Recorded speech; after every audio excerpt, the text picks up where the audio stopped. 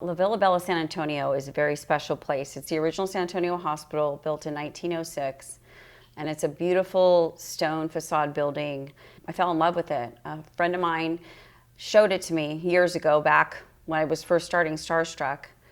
I knew I belonged there. I knew I was going to be there doing events or doing something even bigger than that. I just felt like I belonged there. I never felt that way before about anything. So much just passion about it.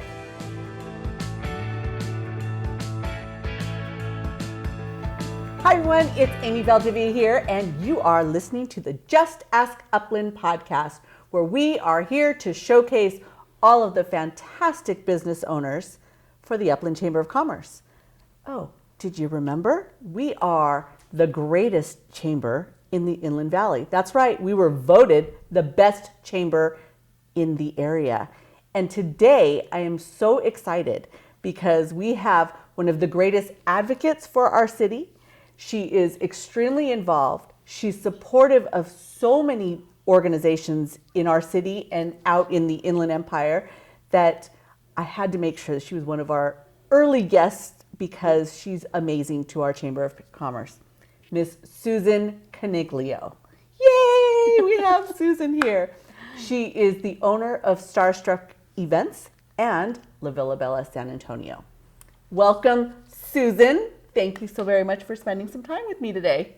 You're welcome. Thank you for that great introduction, Amy. Well, it's not just about that introduction. I want to hear all about you.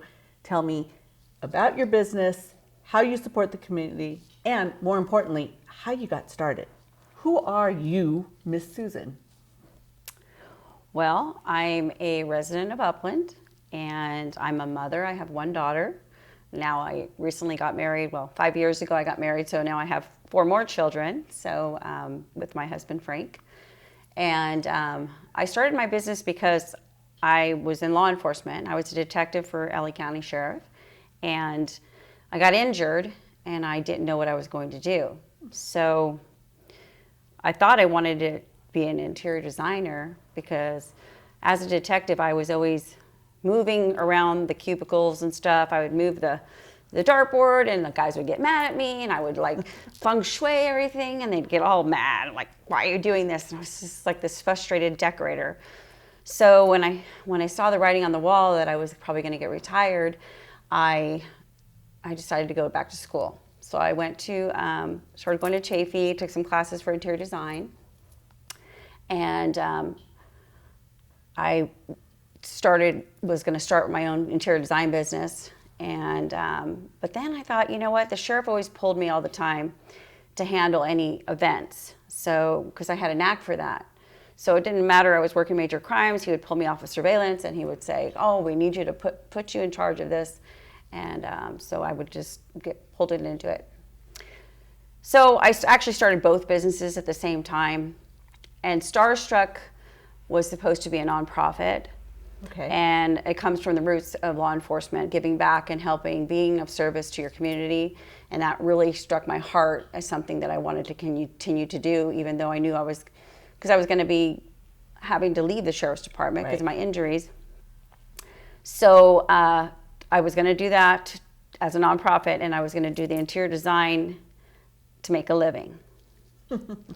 But I think the thing you're more passionate about is the thing that is more successful. And I was more compassionate about the nonprofit, but I needed to make a living because I was a single mom, Right. And so on and so forth. So it was early 2000s, and I needed to make a living somehow. So I went down, posted it in the newspaper and everything, and started my business. And the worst economy of all, back in 2007, 2008. But And here you are. And here I am, yeah. And now there's a background story from Starstruck. And if we had your business card, we would be able to see the color scheme and the design. That all comes from your background in law enforcement. Yes. Well, I always, it's kind of a starstruck. Most people think that you're like starstruck. But to me, I've never been starstruck. And believe me, I've worked a lot of protection for a lot of celebrities and so forth. And sometimes I don't even know who they are, and they get mad at me because they're like, "What? You don't know who I am?" I'm like, "No, I don't know who you are, but you can't go there, or you got to stay over here, or whatever." And but starstruck is because my cards are black and white like the patrol car, and there's a star in the middle of it. It's a purple star because I had to appeal to both sides of it, of course. you know. But when you're in law enforcement too, there's also an impact. It's not people are starstruck when you arrive, but you do carry some weight as far as being, oh, the police are here. So right. It does get your attention, and you do have more of an impact than you would if you were just a citizen. So I went with purple. I went with a purple star and a black and white for the patrol car, and most people don't know that. It's just kind of my little secret. and the name Starstruck truly was because of, again, what you were just talking about. Right. The ability to do nonprofits and more effectively if people are starstruck about it. And then I thought that works for event planning too, because people get starstruck. So. And for anyone who's ever attended an event that you've hosted, we know we're all starstruck because it's just like walking on the red carpet. I mean, it's grandiose. I remember turning the corner for one event and I thought, ooh, this is beautiful. My goodness. It's, oh my gosh. It's a fantastic opportunity to attend one of your events. Let's move more from starstruck. Everybody heard me say, and La Villa Bella San Antonio. Tell me the correlation, the connection. What does all that mean? Well, La Villa Bella San Antonio is a very special place. It's the original San Antonio Hospital, built in 1906. And it's a beautiful stone facade building. And it's just, I fell in love with it. A friend of mine showed it to me years ago, back when I was first starting Starstruck. And I remember thinking, oh my goodness, I'm going to have an office there someday. So that's what I first thought. I'm going to have an office. And the rent was way too high. And so I asked him if I could do my photo shoot there for my business. And at the time, I was involved in Rancho Chamber and Upland Chamber of Commerce. And I had gotten a billboard at Vintners. Okay. And I was just starting my business, and I was running it out of my house, and it was like the building was like pie in the sky for me. I was a single mom. I was almost losing my home, and wasn't really making any money with Starstruck, but I had all these big dreams. And so I approached the owner, and I said, of the building of La Villa Bella at the time, and I said, can I do my photo shoot here for my billboard? Because I got the billboard. Because in Rancho Chamber, nobody bid against me for this, and this was very meaningful to me because I've always been very big advocate for everybody else's business. And so like 6 people came up to me at Vintners, which is this event that we did for the Rancho Chamber. They said, Susie, we really wanted this business package, but we're not going to bid against you. We want you to have it. Awesome. It was that giver's gain thing, right? Right. Because I had helped everybody else, and then they were like, well, no, we're going to. Because it was a couple $1,000s, and even that was a lot of money. Right. Even the lowest bid was a lot of money for me, but I did it. So I got this billboard, and so I approached the owner of La Villa Bella at the time, and I said, can I take my picture here outside by the fireplace, decorate it, and it was on the market at the time too. The building was for sale. And I said, it'll be like a big open house, and people will come in here. And he's like, okay, fine. So I took my picture. I did it all. I decorated it in like a whole bunch of different Christmas time in like October, I think it was. And I took the pictures, and so I got the billboard made. And then I thought, I've always wanted to do a ribbon cutting or a grand opening for my business. And I started passing out flyers to people for the business, but everybody, this was like 2008, 2009, everybody was looking for employment. They weren't really looking to do parties. So I'm like, oh, okay. So I approached this guy again. I'm like, Kevin, can I do a ribbon cutting here? And so he's like, yeah, sure, why not? So I planned my ribbon cutting, and I networked like crazy. And like I said, I was in Rancho Chamber and Upland Chamber. I was in BNI and all of these networking groups and stuff. And I decorated in like 8 or 9 different themes, and I stayed there. I was there like 24/7 in the middle of the night. I mean, it's supposed to be a haunted building, so it was a little bit, particular. We have, our little haunters that are there, and but I did it, and it just all came together. It was incredible. It came together. I had like 300 people at my ribbon cutting. Nice. And we had people just driving by that owned a limousine company, and they're like, "Do you want a limousine tonight?" Because we took the billboard down and we took PVC pipe and we put it up in the front and we uplit it. And so they were like, "Do you want some, we'll do that." So we had somebody else, Jim from Over the Top. Other these business owners just stepped forward and helped me. That's amazing. Supplied me with red carpet, so people were being dropped off across the street and coming over in a limousine, getting dropped on the red carpet. So here it was, all my stuff was starting to come true. So that's amazing. That the owner saw how many people were there, and they're like, "Well, maybe she's onto something." So we worked out an agreement, and that's how I got my foot in the door for La Villa Bella, was through helping other people, and people wanted to help me. And you were able to have your office there. I was able to have an office there, and then months went by, and I tried to get the conditional use permit, and there were some issues with that, but eventually I represented them, and I got the conditional use permit, and then they fell on hard times, and then they lost it to the bank. Oh. So I had to move out. So here I'm thinking, this is just wrong, and I kept going. I knew I belonged there. I knew I was going to be there doing events or doing something even bigger than that. I just felt like I belonged there. I never felt that way before about anything. So much just passion about it. And so I'm like, God, I kept praying and praying over it. And when I finally let it go, a tree fell. They were in escrow. A tree fell, crushed the back house. And so the people pulled out of escrow.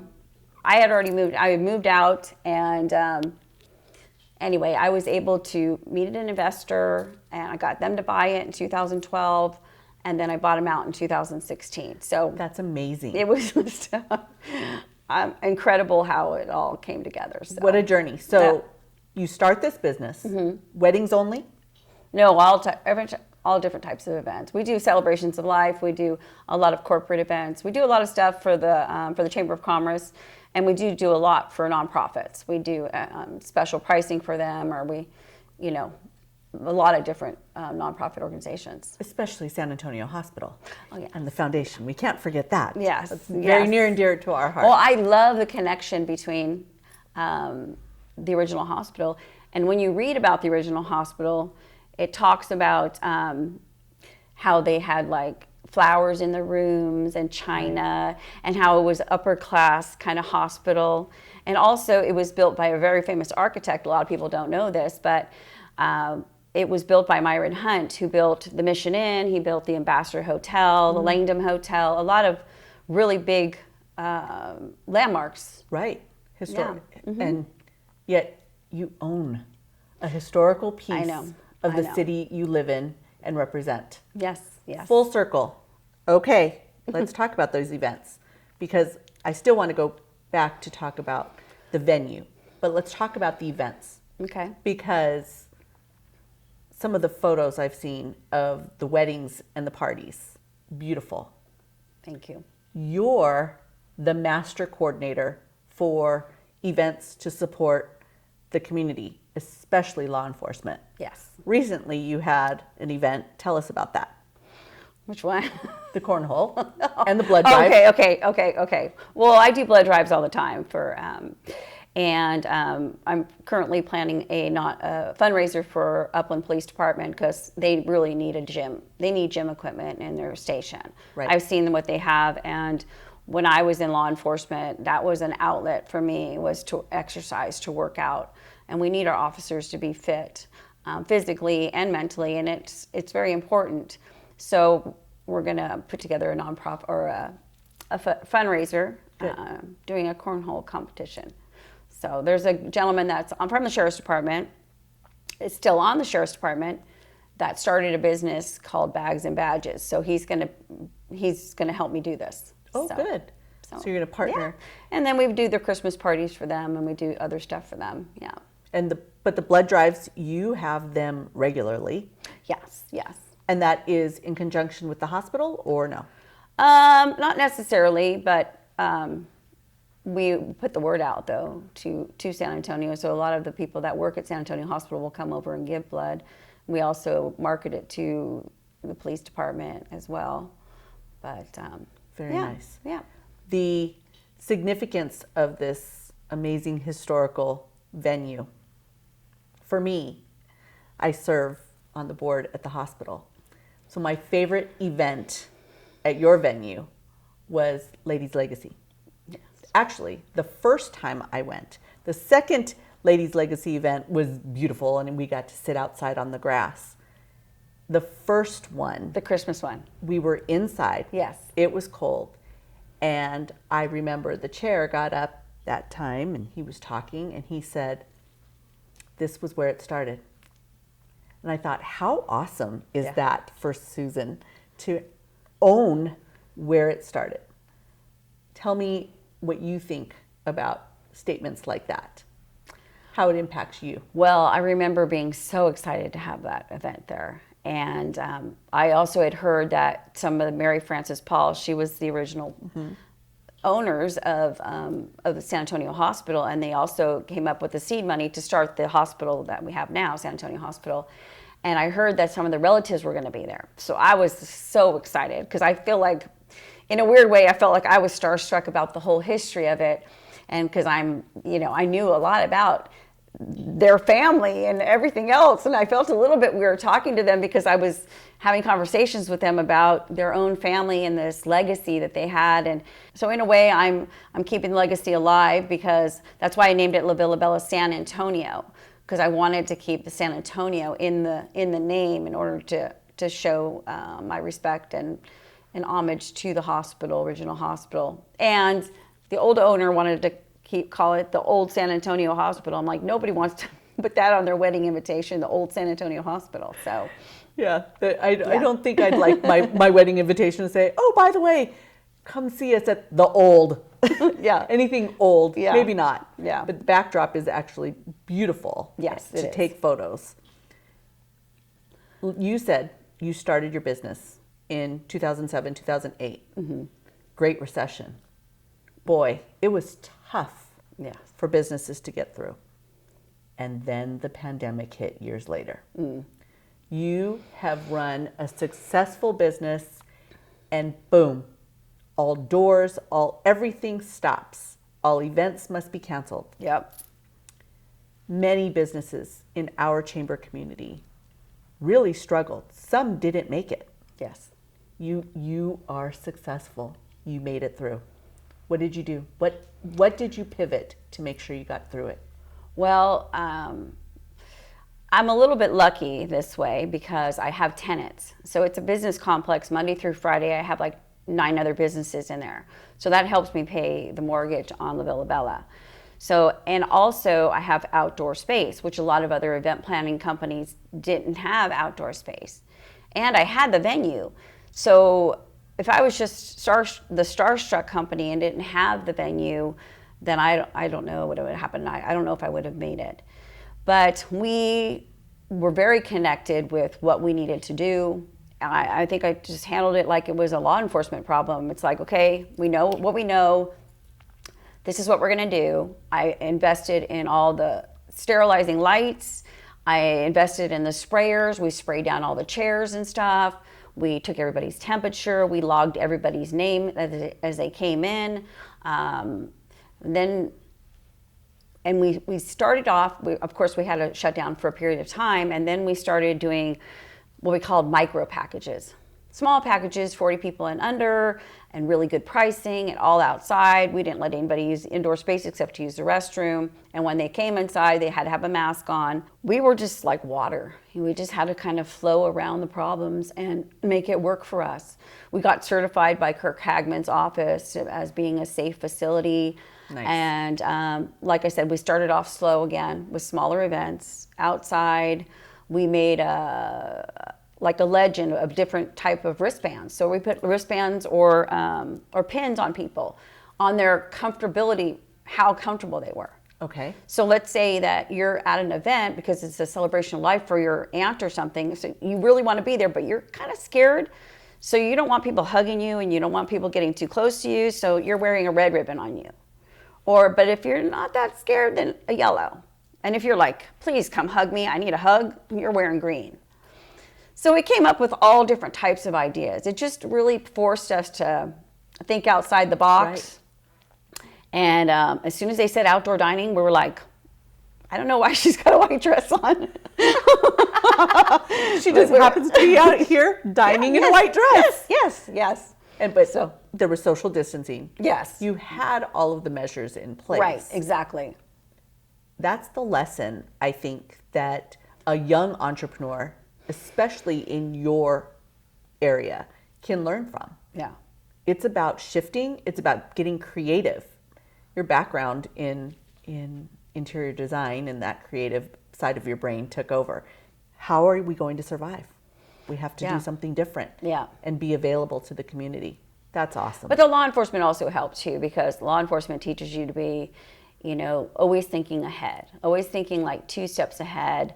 Like when you're filing a case and you're going to court, you have to look at all sides of it. Like you have to be very articulate and very I don't know how to explain it, but it kind of triggers your mind to be, okay, well, when I work transportation, this guy gonna try to escape and go this way or go that way, right. Or, taking a fugitive back from another state or whatever. How are we gonna do this in a safe way that we can still accomplish what we want to accomplish, but nobody gets hurt?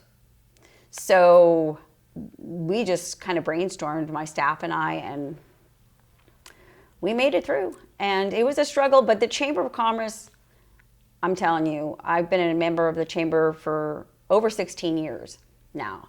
And if I didn't know about all the stuff that was going on, and I didn't have the outdoor space, I didn't know about, I found out about the PPP loan through the Chamber, I found out about the EIDL loans, I found out about all these things that I needed, the protection stuff that they were, personal protection stuff that they were giving out and things like that, the COVID tests, all that stuff helped to get me through that. Yeah. Keep you going. Yeah.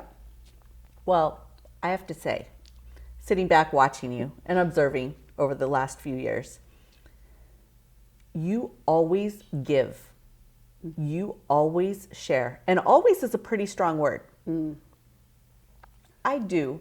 Some. Often. Sometimes. Maybe. You always give. It's true. We're at an event, Topgolf, and you buy a purse for a young lady in the auction. Number one, I want to hear about this. And number two, I want the listeners to know this is something she does all the time. At every event she attends, I'm telling you, I've seen it multiple times. She is buying and she's making sure that she's giving. You're not supposed to know about that. It's just because my husband has a big mouth. Giving those items away. Share with everybody, because this is part of your personal story that I think the listeners need to hear. Well, I do love to give. I absolutely love to give. And I used to be afraid to give when I was younger and I was just in law enforcement or just out of law enforcement, because I didn't have a lot to give. Not that I have a lot to give now either, but I've learned that the harder that you hold on to things and you don't help and you don't give to other people, the less you get. People that give get too. So it's a little bit selfish. And the feeling you get when you help somebody and you give to the community is just, I'm addicted to it a little bit. So that event that we were at was to raise money for law enforcement, and there's a young female officer there who she kept going by the purses. There was 3 purses. I don't even know what the brands were, like a Louis Vuitton and a Gucci or a Prada or something like that. Yeah, and she kept signing up on one of them, and I just saw myself in her when I was younger, when I was a young deputy, going into some of the golf tournaments and stuff and seeing this stuff that I wouldn't even dare to put my name on there because there was no way I was going to spend a couple $100, much less a couple $1,000 for a purse. But I thought, I want to give to this cause. And this young woman keeps coming around and looking to see, and she keeps getting outbid and outbid. And before you knew it, her name was like way down the list. And so my husband likes to buy me nice purses. And I love the purses, but it's a purse, okay? It's a purse. For me, it's another purse, and it's beautiful. But I thought, I want her to have it. So I tell my husband, I'm going to bid on that. Oh, you really want that one? No, I want to give it to this woman. And he's like, really? You don't want it for yourself? I'm like, no. I mean, it's a beautiful bag, but when I put my name on there and then I went over and I told her that it was for her, the look on her face, and she teared up and she was just so grateful. And then we did their Christmas party not too long ago, and of course she had her purse with her and stuff, and it just felt so good because I wanted her to feel appreciated. And she was me when I was younger, and she was trying really hard, and she does a lot of the crime prevention stuff, which I did when I was first on the department and things like that. And she was making a difference because the people that they don't always get the appreciation. You always think that it's only the people that are out on the street that are, kicking ass and taking names. Right. But there is a place for other people that are, working with the community and finding out, all the things that are happening within the community. So I wanted her to feel special. So. Well, you touched on one point. You said, I didn't have that when I was younger. Mm-hmm. I saw myself in her. I know your backstory. Yeah. Tell us, again, I want to go a little deeper in your personal life if you're willing to share. Okay. The listeners need to know where you came from. That's a long story. Share what you're willing to. Okay. So I was born on the East Coast, and my mom brought us over to the West Coast when I was young, maybe 3. And we lived up in the mountains, planning for the end of the world in this cult. It's crazy. I'm telling you, it'll all be in the book. But skip forward to when I was like 10 years old. I ran away from home because this was a really bad situation. We were poor, and that's not why I ran away, but I lived in foster care for a while, and then I went to Saudi Arabia. I lived in Saudi Arabia, went to school in Saudi Arabia, and then finally came back to the United States, finished off school in the Midwest, and then came out to California. And I was on my own all the way from, beginnings of high school. I have always been the kind of person and it's just because out of necessity, I guess it's just being a survivor, Right. wearing those combat boots, because I feel like those combat boots have been on like my whole life, from when I was little all the way through the sheriff's department, and then, just life in general and my business and everything else. So that's another soft spot I have, is for foster kids. The epitome of digging deep. Yeah. Looking inward and relying on oneself. Yeah. And as a business owner, that is something that we have to do. Yes. We need to look inward, and when times are tough, pivot, make some adjustments, and be able to move forward. Moving forward, what do we know is happening in your future? Anything good that you want to share with everybody? My cabin? Yes. My husband and I bought a cabin up in the local mountains, and I'm designing it, so I get to do that part. And it's not finished, which is good, because we get to put all of our own stuff in, all the drywall, the fixtures, and all that kind of stuff. And so we're really planning on making it a really nice place to escape too. Nice. Because my husband is in construction. Frank is in construction, and he's really busy, and so we just need a safe place to kind of unwind and Nice. escape from all of our children too. And anything new on the horizon for the venue or for Starstruck? Right now, I am working on putting in a commercial kitchen in the back house. Great. Because right now I cater everything in, so it's not as profitable as it could be. And then I need to have a kitchen and make food in order to get my own liquor license too. So those are things that I'm working on to push forward La Villa Bella and Starstruck. You know, I didn't touch on this, and I'd like to add this. When you host an event there, you partner with other members of the chamber. Oh, yes, yes. Especially food vendors, caterers. They come into your venue. They may have their own venue as well, but they work hand in hand with you to ensure that your event is successful. Moving forward, when you have that kitchen, will you be able to allow them to use that kitchen, or will you just 100% rely on yourself? Well, I'm going to lease it to one of the local caterers that cooks out of a common kitchen right now. So they'll be renting the space. I like to keep the money local. Always like to keep everything in Upland if I can. That's where I have a preferred list of people that the clients use, the DJs and the caterers and the bar service. Right. They're all on a list. And they're all, like I said, they're all local, and they're phenomenal caterers. They're phenomenal at what they do, and it just makes me feel good to keep the money here. Because I live here, and I work here, I live here, and I really love the city, and I just want to see everybody succeed. And this is my way of doing that. Also, hosting other businesses in the building. People don't think about that those are all, I have an architect, I have accountants, I have, investor person up there, I have an internet person. Right. And some of those people I got from the Chamber of Commerce too. So they're tenants now, running their businesses, and they're successful. You wonder why I introduced you the way I did as the advocate of our city and business owners, really digging and using those people around you in your community as opposed to spending money outside of our city.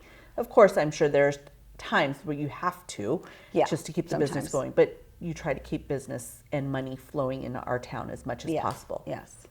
Well, thank you so very much. Before I let you go, tell everybody, how can we find you? Tell us, where are you on social media, et cetera, et cetera? Well, you can find me at La Villa Bella San Antonio. That's our website.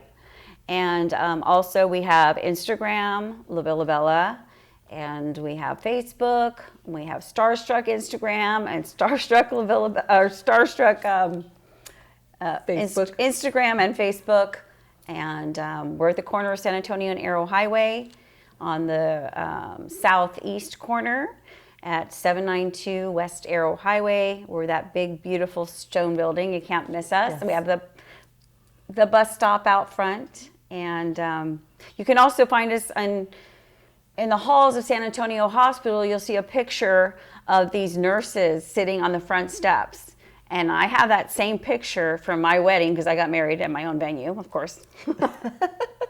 And I tell my husband, no, we're not really married. I just need really good pictures of our wedding. He's like, that's okay. I just wanted a honeymoon. But you can see in the hospital, on the hospital walls, there's big pictures, and in the book that we have back here, also there's pictures of the nurses.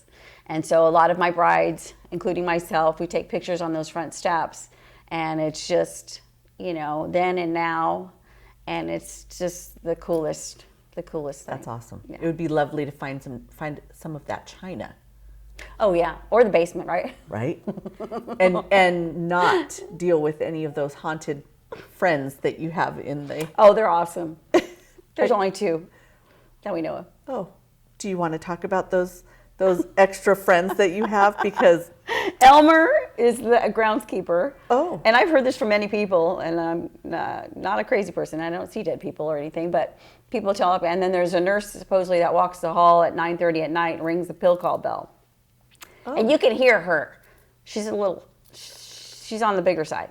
Oh. So, yeah. But there's nothing there that's malevolent or anything. It's all good energy. I've had everything blessed by the church across the street. You know, we did all that stuff to make sure.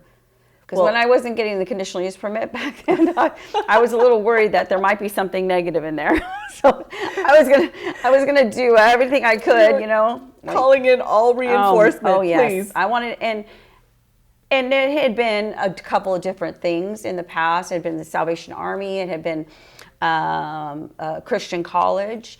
It had been a church that did a lot of like past life regression type things and stuff like that. And so there was some rumors that there might be something negative in there, and I just wanted to make sure that, of course, you know, it was all of the Lord and nothing, right. You know, I wasn't going to be supporting anything that wasn't. Do we know the nurse's name? I don't know the nurse's name. So we have Elmer and a nurse. There you have it. I guess so when I go to the bathroom and I look in the mirror, kind of like Disney, you know, and you see the ghost behind you. Oh, hi, nurse. Are you here with my pills? Thank you so very, very much for spending some time with me today. I truly appreciate this. And everybody, Susan Coniglio, yes, let's give her a round of applause. Thank you. The woman who is so deeply rooted in our community and supports and advocates for all business owners. We truly, truly appreciate what you do for the Chamber of Commerce. Thank you so very much. Oh, you're welcome.